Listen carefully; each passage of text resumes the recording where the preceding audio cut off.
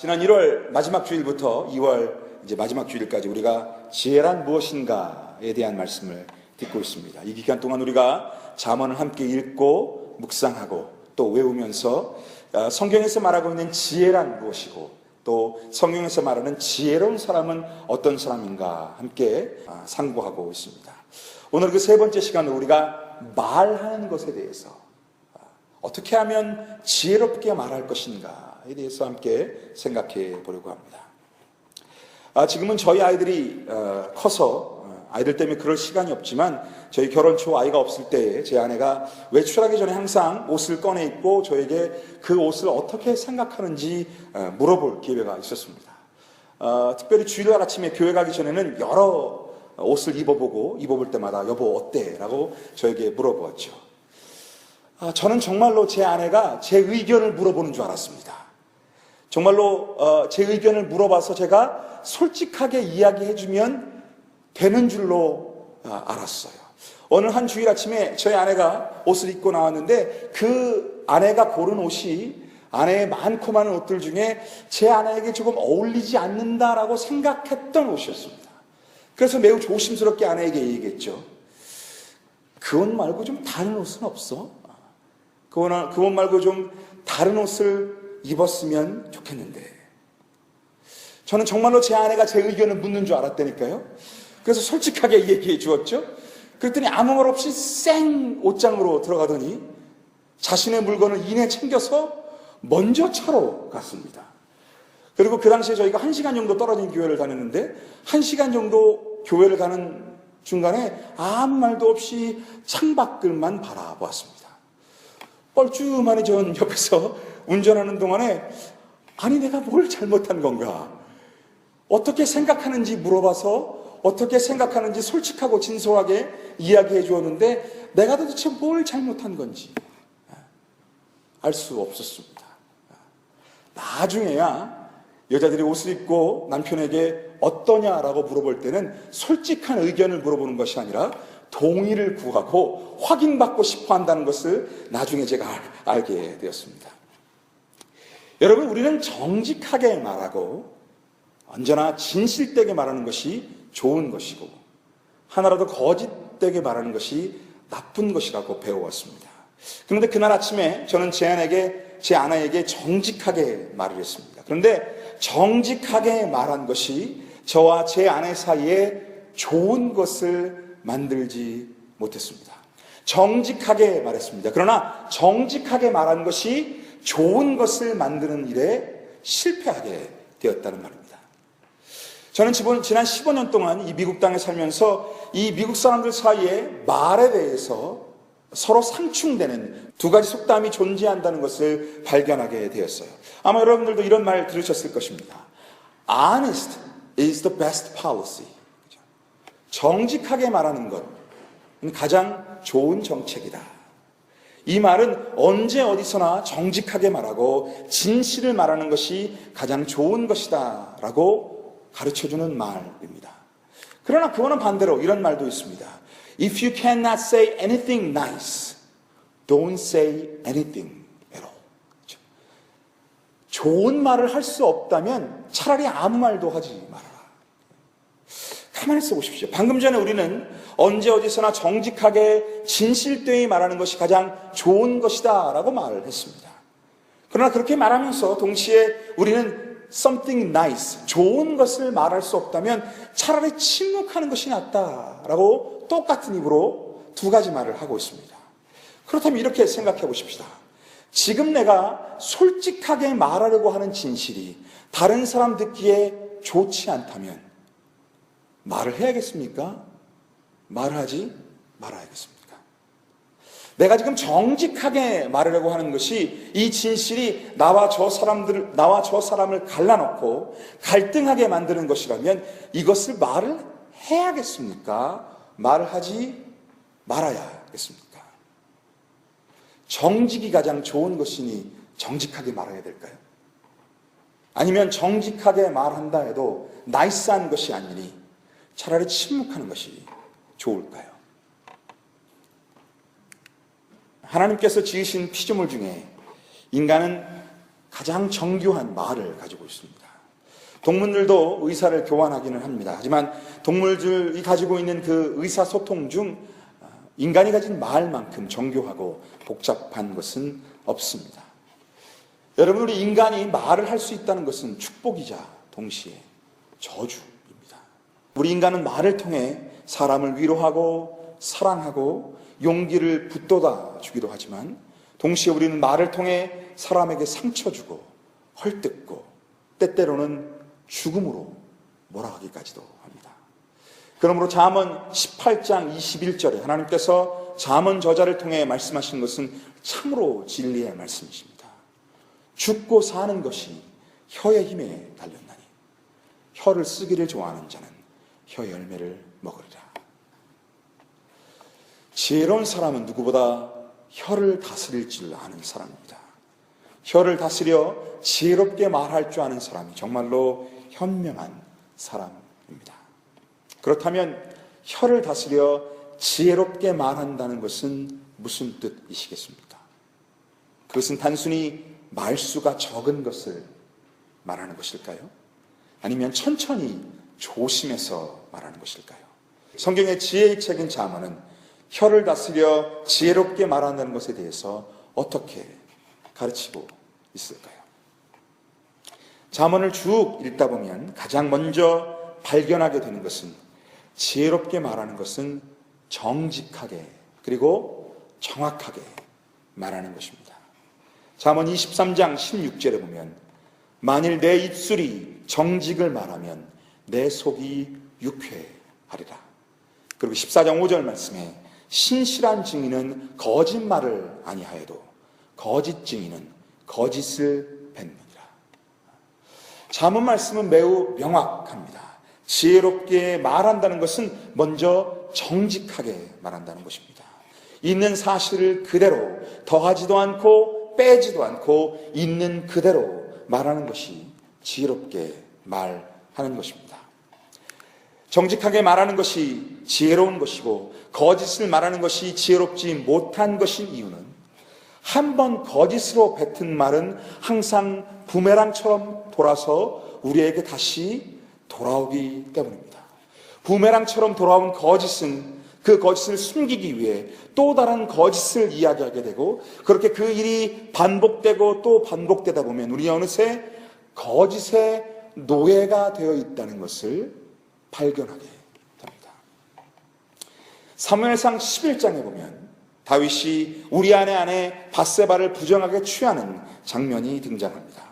자신의 충성스러운 부하였던 우리아를 부정하게 취한 다윗은 자신의 치부를 덮기 위해 우리아를 전쟁터에 내보내게 되고 아군 장수 요압에게 일러서 우리아를 가장 위험한 곳에 내보내되 너희는 뒤로 빠져서 우리아를 죽게 하라 라고 아주 부끄러운 명령을 내립니다. 사무엘상 11장 18절부터 25절을 읽어보면 이 우리아를 데리고 나갔던 장수 요압과 왕인 다윗 사이에 주고받는 이 전갈 내용이 등장합니다. 이 전갈 내용을 잘 들여다보면 왕의 치부를 덮기 위한 살인 계획과 그 살인 계획을 덮기 위한 거짓이 눈덩이처럼 불어나고 있습니다. 요압은 마치 적들을 성 안으로 밀어넣는 과정 중에 적이 성 위에서 쏜 화살 때문에 우리아가 죽었다라고 보고합니다. 그 거짓 보고를 하면서 왕이 명령하신 대로 우리아가 죽었습니다 라고 보고하는 것을 잊지 않습니다. 그 보고를 받은 다윗이 이렇게 얘기합니다. 이 전장 중에 칼은 아군도 죽이고 적군도 죽이는 것이니 요압은 걱정하지 말고 일을 수행하라 라고 일러줍니다. 사무엘상 11장 18절부터 25절까지 나오는 대화 내용은 참 가증스러운 것입니다. 왕의 탐욕과 그 더러운 탐욕을 버리기 위해 시작된 거짓말은 마치 눈덩이가 불어나듯이 점점 불어나서 다윗과 요압은 그 거짓의 노예가 되어버립니다. 여러분, 거짓은 또 다른 거짓을 불러옵니다. 한 번 허용한 거짓은 다시 부메랑처럼 돌아와서 우리를 그 거짓의 노예로 만듭니다. 사랑하는 여러분, 진실을 말씀하십시오. 정직하게 말하십시오. 그것이 지혜로운 말인 것을 믿습니다. 정직하고 솔직하게 말하는 것이 지혜로운 것이면 틀림없습니다. 그러나 잠언을 계속해서 읽어가다 보면 정직하게 말하는 것, 솔직하게 말하는 것이 지혜로운 것이라고 단정할 수 없는 구절들이 몇 군데 등장합니다.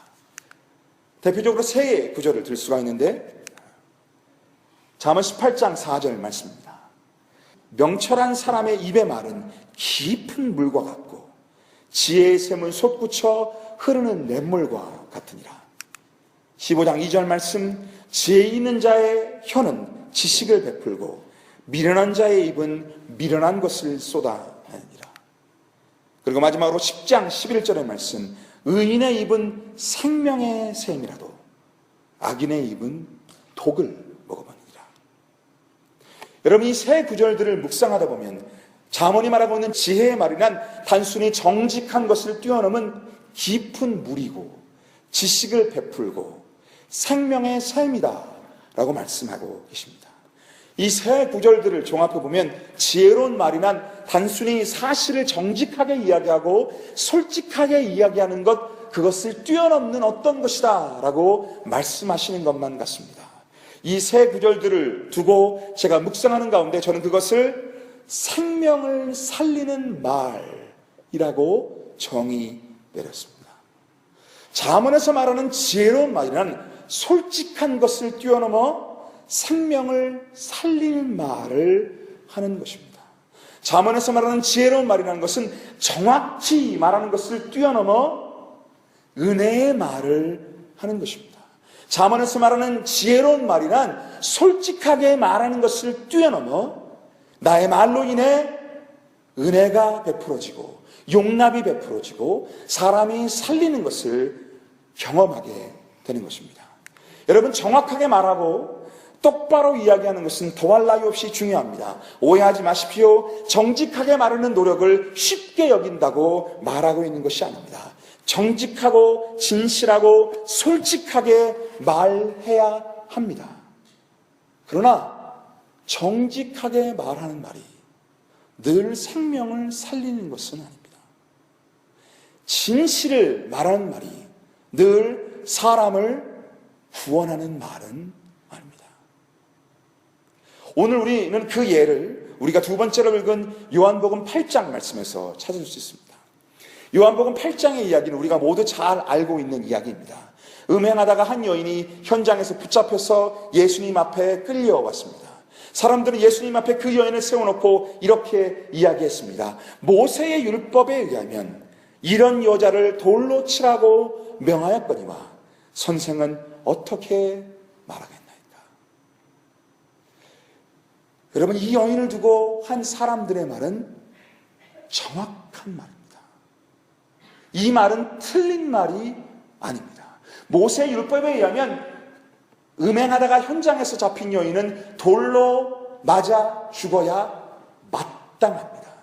이 사람들의 말은 틀린 말이 아닙니다. 정확한 말입니다. 또한 이 사람들의 말은 솔직한 말입니다. 그들은 그 마음에 있는 그들이 믿는 율법과 그들이 믿는 모세의 법대로 그대로 솔직하게 쏟아냈습니다. 그러나 여러분, 이 정확하고 솔직한 말에 생명이 보이십니까? 이 정확하고 정직하고 똑바르게 말한 말에 사람을 살리는 생명이 보이십니까? 이상하죠? 정확하고 똑바로 이야기했는데 그 안에는 살기가 느껴집니다. 이 말을 받아 우리 주님께서는 이렇게 말씀하셨습니다. 너희 중에 죄 없는 자가 먼저 돌로 쳐라. 엄밀히 따지면 예수님의 말은 포인트를 빗나간 말입니다. 음행한 여인의 처단을 어떻게 할 것인가를 논쟁하고 있는 과정에 예수님은 포인트를 빗나간 말을, 라직에서 벗어난 말씀을 하고 계십니다. 그러나 이 빗나간 말에는 생명이 있습니다. 정확한 말, 똑바른 말, 정직한 말에는 생명이 없는데 예수 그리스도의 빗나간 말에는 이 여인을 구하는 생명뿐만 아니라 각 사람 안에 있는 죄를 드러내서 정죄에서 그들을 해방시키는 생명이 그 안에 있었습니다. 빗나간 말에는 생명이 있고 정확한 말에는 살기가 있었습니다. 여러분들은 이 두 말 중에 어떤 말이 지혜로운 말이라고 생각하십니까? 만약 여러분이 예수님이라면 이 두 말 중에 정확한 말을 하시겠습니까? 아니면 생명을 살리는 말을 하시겠습니까? 그리고 여러분의 가정과 교회와 일터에서 여러분들이 정확한 말을 하고 계십니까? 아니면 생명을 살리는 말을 하고 계십니까? 참 좋은 가정에서 자란 청년이 유학을 왔습니다. 그의 아버지는 한국에서 존경받는 대학의 교수이고 어머니 또한 좋은 학교를 나오고 좋은 가정에서 자란 수준이 있는 분이십니다. 이 청년 또한 행동이 바르고 예의 있는 청년이었습니다. 그런데 이 청년의 말에는 늘 도끼가 있었습니다. 정확한 말이고 정직한 말인데 이 청년의 말에는 은혜와 사랑과 용서를 찾아볼 수 없었습니다. 도덕적으로 완벽했고 논리적으로 완벽했는데 그 안에 무엇인가 부족했습니다. 나중에 저와 대화하다 알고 보니 늘 그 청년은 그렇게 정확한 말만 듣고 자랐습니다. 정확하게 정해진 규율과 법칙대로 자랐습니다. 그 가정의 대화에는 정직, 정확, 솔직이 있었지만 실수 하나들을 품어주는 은혜와 용서가 없었습니다. 여러분은 여러분의 자녀에게 정확을 말하고 계십니까? 아니면 은혜와 사랑을 말씀하고 계십니까? 정직한 것도 중요합니다. 정확한 것도 중요합니다. 하지만 우리가 말하는 정직과 정확에 은혜와 사랑이 뒷받침되지 않으면 우리는 우리 아이를 살아있는 생명체가 아니라 우리 말을 잘 듣는 로봇으로 만들고 있는 것입니다. 여러분들은 여러분들의 배우자와 정직과 정확을 말씀하십니까? 아니면 은혜와 사랑을 말씀하고 계십니까? 기억하십시오. 여러분들 하나님께서 우리를 짝지어 주실 때 정확한 것을 말하라고 짝지어 주신 것 아닙니다. 하나님께서 우리를 짝지어 주실 때는 사랑을 이야기하고 용서를 이야기하고 긍휼을 이야기하고 용납을 이야기하라고 우리를 짝지어 주신 것입니다. 부부 사이에 정확한 것만을 이야기할 때 둘 다 피가 말라갑니다. 부부 사이에 말해야 할 것은 은혜와 사랑과 용서입니다. 여러분, 우리는 우리 교회에서 정직과 정확을 이야기합니까? 아니면 은혜와 사랑을 이야기합니까? 물론 교회가 정직을 이야기하고 교회가 할 수 있는 대로 끊임없이 정확한 것을 이야기해야 됩니다. 하지만 정확한 것만을 말하는 교회에는 은혜와 사랑이 깃들 수가 없습니다. 우리가 말하는 정확과 정직 위에 늘 용서와 사랑과 은혜를 뿌려 주어야 됩니다. 그래야 우리 교회가 회사가 아니라 교회가 될 수 있습니다. 여러분들은 얼마나 여러분의 말을 통해 은혜와 사랑을 유통하고 계십니까? 여러분, 정직과 정확을 말씀하십시오. 그러나 그 위에 은혜와 사랑의 말을 덧입히는 것을 늘 잊지 마십시오. 저희 부부는 2008년에 이스라엘 성지를 방문할 기회가 있었습니다. 한국에서 고향교회 어른들 30분과 저희 아버지 어머니를 모시고 저희 부부가 함께 이스라엘과 그 주변 나라를 돌아볼 수 있었습니다. 여행이 중반 정도에 이르렀을 때 저희가 이스라엘을 건너서 이집트 국경으로 넘어가도록 되어 있었습니다. 이스라엘 쪽에서 우리를 안내해 주던 전사님과 헤어진 뒤에 동행한 어른들과 함께 이집트 국경을 건너기 위해서 줄을 섰습니다. 이 줄을 서서 한참을 기다렸는데 이집트의 국경 직원이 우리를 통과시켜줄 생각을 하지 않았습니다. 한참을 기다렸다가 담당자가 나타났고 그 나타난 담당자는 우리가 비자를 사지 않아서 우리를 들여보내줄 수 없다라고 말했습니다. 비자를 사야 한다는 사실을 이스라엘 가이드도 이야기해 주지 않았고 이집트 가이드도 우리에게 이야기해 주지 않았습니다. 그 두 사람이 모두 다 원망스러웠습니다. 그래서 30분이나 되는 어른들을 이 좁은 통로에 다 앉게 해드린 다음에 가서 비자 30장을 사왔습니다. 일일이 여권을 다 열어드려서 비자를 다 붙여드렸습니다. 그리고 다시 줄로 돌아와서 한참을 기다렸다가 저희 차례가 되었고 이제 통과하나 보다 싶었는데 저희를 또 통과시키지 않았습니다. 이게 왜냐고 물어보니까 이제 우리를 국경에서부터 국경지역 밖에까지 인도할 이집트 현지 가이드가 오지 않았다는 것입니다. 그러니까 어디 갔냐? 그때 기도하러 갔답니다. 언제 들어오냐? 모른답니다. 1시간가량 기다렸더니 그 이집트 현지 가이드가 기도를 끝마치고 돌아왔습니다. 그 사이에 저와 이 30분의 어른은 이 국경지대에 3시간 넘게 갇혀 있었습니다. 저는 이 모든 것들을 적절히 우리에게 안내해 주지 않은 이집트 쪽의 한국인 가이드가 원망스러웠습니다. 분명 그 사람은 무엇인가 할 수 있었을 텐데, 그리고 약속 시간이 넘게 3시간 동안 나타나지 않은 일행들을 보면 무엇인가 조치를 취해야 됐을 터인데 아무 조치도 취하지 않은 것을 너무나 원망스러웠습니다. 그렇게 진땀이 나도록 3시간 동안 이리저리 뛰어다니다가 이제 국경을 걸어서 넘을 때쯤에 이제 이집트 한국인 가이드를 만나면 그에게 무슨 말을 할지 원망의 말들을 차례차례 제 머릿속에 정리하고 있었습니다. 분명히 이것은 그 사람의 실수였고, 분명히 이것은 그 사람의 불친절이었습니다. 분명히 따져야 됐고 정확하게 보상도 받아내고 싶었습니다. 조금 걷다 보니까 우리가 탈 버스가 보였어요. 그리고 그 버스 옆에 이집트 한국인 가이드가 보였습니다. 그 가이드를 보자마자 제 걸음이 빨라졌습니다. 1분이라도 빨리 만나서 쏘아붙이고 싶었습니다. 당신이 얼마나 잘못했는지, 당신이 얼마나 무능력하는 사람인지 정확히 똑바로 말해주고 싶었습니다. 그렇게 빨리 걸어가는 저를 앞지르는 사람이 한 사람 있었습니다. 저희 아버지였습니다. 무슨 눈치를 채셨는지 저보다 빠르게 휙 앞질러 가셨습니다. 그렇게 앞질러 가셔서는 가이드를 만나 악수를 나누셨고, 악수를 나누시면서 첫 마디를 이렇게 떼셨습니다. 선생님, 늦게 와서 죄송합니다. 저는 그 말을 듣고 뒤로 넘어가는 줄 알았습니다. 죄송이라뇨. 한바탕 쏘아붙여도 시원하지 않을 터인데 죄송이라뇨.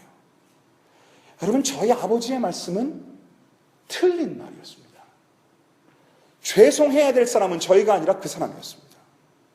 죄송하다는 말을 받아야 될 사람은 그 사람이 아니라 우리가 받아야 했습니다. 저희 아버지의 말은 틀린 말이었습니다. 또한 솔직한 말도 아니었습니다. 비록 내색은 하지 않으셨지만 3시간 동안 국경에 잡혀 있는데 누가 행복하겠습니까? 화가 분이 이렇게 차올라야 정상 아니겠습니까? 솔직한 말이 아니었습니다. 정확한 말도 아니었고 솔직한 말도 아니었지만 그 말은 지혜로운 말이었습니다. 그 말을 들은 가이드가 죄송해서 몸들 바를 몰라 하는 표정이었습니다. 저기 멀리서 보니까 이러한 사과의 말을 기대조차 하지 않았던 모양입니다. 저와 함께 짜증과 화를 냈던 모든 30명 일행들은 당신들의 담임 목사님이 죄송합니다 하고 들어가니까 다 이어서 30명 모두 다 죄송합니다 라며 차에 올랐습니다. 그 말을 듣고 있는 가이드 선생님의 표정이 참 볼만했습니다.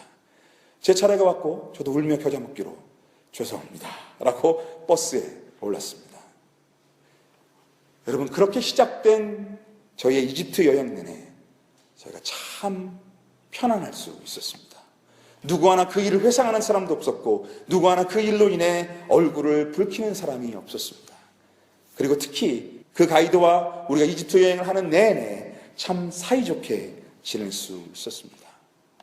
만약 아버지께서 정확히 말씀하셨다면, 정직하게 말씀하셨다면 여행이 시작하기도 전 가이드와 우리의 관계는 산산이 깨어져 버렸을 것입니다. 하지만 아버지의 지혜로운 말 한마디가 우리와 가이드 사이를 화목하게 했고 짜증과 화에서 우리를 건져서 우리를 행복한 상태로 돌려놓았습니다. 여러분, 정확하게 말한다고 해서 늘 지혜로운 말이 되는 것이 아닙니다. 정직하게 말한다고 해서 늘 생명을 살리는 것도 아닙니다. 정직을 포기하지 않지만 생명을 먼저 말씀하십시오. 진리를 포기하지 않지만 용서를 먼저 말씀하십시오. 정확을 포기하진 않지만 은혜를 먼저 말씀하십시오. 그러면 저와 여러분의 말을 통해 사람이 살아나고 관계가 살아나고 생명이 살아나는 것을 보게 될 줄로 믿습니다. 다 함께 잠깐 묵상하시면서 기도하시겠습니다. 묵상하십시오. 기도하실 때에 오늘 이 말씀을 통해서 하나님께서 여러분에게 주시는 말씀이 무엇인지 한번 묻고 찾아보시기 바랍니다. 이 말씀을 통해서 하나님, 우리에게 무슨 말씀을 하시기 원하십니까? 조용히 묵상하는 가운데 함께 기도하시겠습니다.